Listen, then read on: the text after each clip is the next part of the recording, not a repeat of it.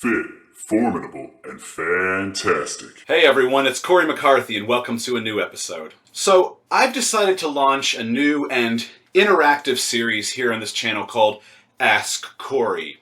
If you go to the SpeakPipe link in the description below, you can send me your own questions in your own voice, and I will pick from them and feature more in future videos. This first Ask Cory question comes from Rob, and it is something that I've been asked very often. Take it away, Rob. Hi, Cory. Love what you've been doing to help us all. I wondered what your opinion was on training splits which focus on isolation exercises as opposed to full body workouts which rely on heavy compound movements, such as 5x5 or starting strength. Thanks and take care, buddy. Yes, there is a small difference, but a difference nonetheless. Let me break it down for you. There was a paper published in July 2015 in the Journal of Strength and Conditioning Research that covered this very topic. It examined the differences in muscle growth and strength of an everything once per week body part split routine versus a 3 times per week full body approach. So there were 20 study subjects, all of which were well-trained males, and each with more than 4 years of lifting experience, and each within the age range of 20 to 27 years. Now, regardless of which frequency group they were a part of for the study, they trained with 3 sets of 8 to 12 reps per exercise, and the study duration was 8 weeks in total. To sum up the results, the higher frequency group experienced slightly higher muscle growth than the bro split group. For instance, biceps gained 2.1% more muscle using higher frequency training. Triceps gained about 3% more muscle using higher frequency training. And quads gained about 4.6% more muscle using the higher frequency training approach. As I said, small differences, but they're differences nonetheless. That being said, there were no significant differences between the groups when it came to strength results. So yeah, if faster muscle growth is your priority, higher frequency will beget slightly better results if you have the time in your schedule to train more often.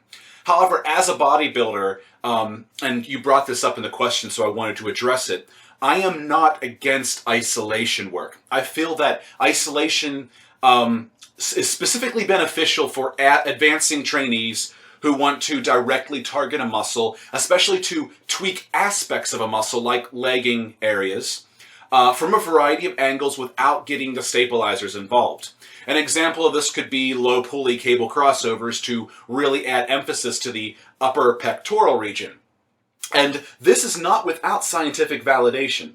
There was a paper published in January 2015 in the Journal of Strength and Conditioning Research that studied the effects of stiff leg deadlifts and lying leg curls on hamstring activation. The authors specifically found that the lying leg curls produced far greater lower hamstring activity than the stiff leg deadlifts did.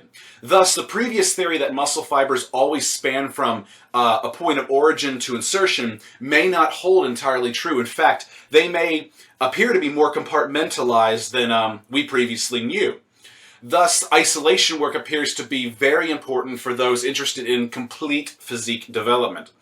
Thus, I conclude that advanced lifters should still train more frequently, schedule allowing again, but increase the volume within a given session to allow for a slightly greater breadth of exercises, leading with your big compounds, but finishing with perhaps a couple isolation movements to really put the finishing touches on the muscle or muscles that you are training.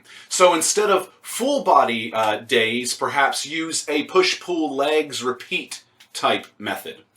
And on that note, I want to let those who may be interested know I will be launching a comprehensive nutrition and training service backed by the best and latest science, as well as my own experience, to help you build muscle as quickly as naturally possible for your body as a vegan.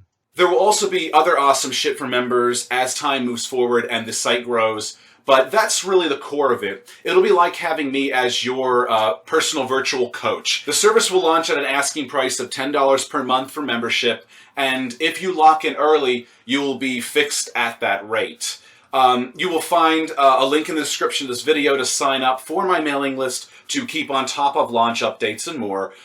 Anyhow, I hope you all found this informative, and I will see you all around next time. And don't forget to send me your questions for a future Ask Cory installment. Just go to the link provided in the description below.